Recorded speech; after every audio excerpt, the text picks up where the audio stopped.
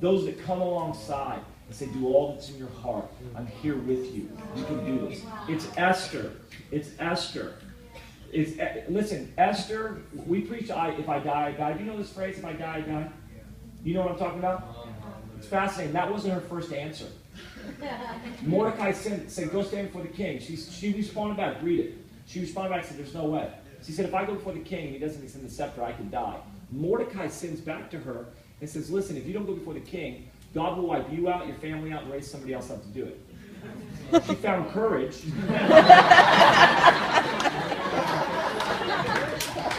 And said, read the story, and said, all right, I'll go, and if I die, I die. Esther didn't even have the courage necessary to fulfill the call that was on her life apart from somebody else in her life. One of the privileges that we have is we get to put courage inside people. I want to be the most encouraging person on the planet. It's why I love Andy. This is the honest truth. One of the reasons I love Andy is the guy is so stinking encouraging. I get with him and I leave full of courage. And we're all dealing with discouragement at some level. We're all having to battle that thing. You've got to set your life up to where you get with Jesus, he speaks to you, and you get with others, and they put courage in you, and that you become that. This is the picture of what I want. My dad ran a marathon, the San Francisco Marathon, and 26.2 miles, whatever marathon is. It happened to be a heat wave in San Francisco, which is a normally, cool city, temperature-wise. People were passed out. They're underneath cars. They can't make it. My dad hits the wall at about 24 miles. You know that wall where everything, your body shuts down. He makes it across. But the San Francisco Marathon organizers were brilliant. They had something like, at the 5-mile marker, the 10-mile marker, the 15-mile marker, and then 16, 17, 18, 19, 20-mile markers. They had volunteers that all they did was they came in. They didn't pass out water. They literally ran alongside the runners, just encouraging them. You can do it. You're almost there. You're mile 22. Keep going. You've got what it takes. They hired jazz bands. They were like jazz bands.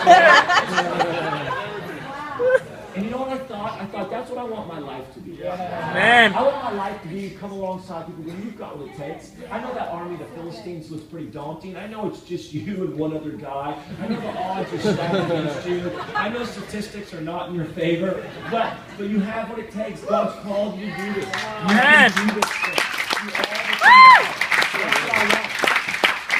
I want when you hear me preach. I want when you run into me in the hallway. I want when you come to my office, my house. I want anything you encounter with us. I want you to leave with more courage than before you came.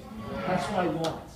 And one of the best ways we can serve people is just put courage inside of them. It's just put courage inside of them. Just come alongside them and go, man, I'm just praying for you. The Lord spoke this to me. You have what it takes. I know you can do it. We are with you. We're standing. Whatever it is. Put courage inside of people. I'm convinced the church in America doesn't even need, well, they do. Hear me on this phrase, it's overstated, but I'm convinced the church doesn't need more teaching. It just needs courage to do what it's called. Most of you in this room, you have the teaching you need. What you don't have is the courage necessary to do what God's called you to do. Listen, and the courage necessary to sustain this the next 20 years. When all of a sudden it didn't quite look like what you thought it was going to look like. When it was a lot slower than you thought it would be. And let me tell you this, God is slow. That's my opinion.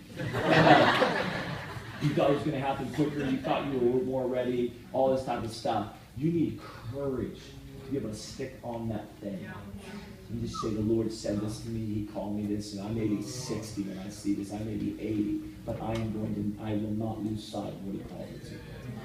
It takes a massive amount of courage. The best thing you can do for others is just encourage them.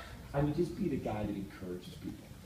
That you're calling people, that you're texting people, that every time you get around, you just say, I just want to stay encouraging. The enemy may be disarming you. I'm encouraging. I'm putting courage inside of you to do all that's in your heart. Amen? Amen. I don't even know if that's what you're like.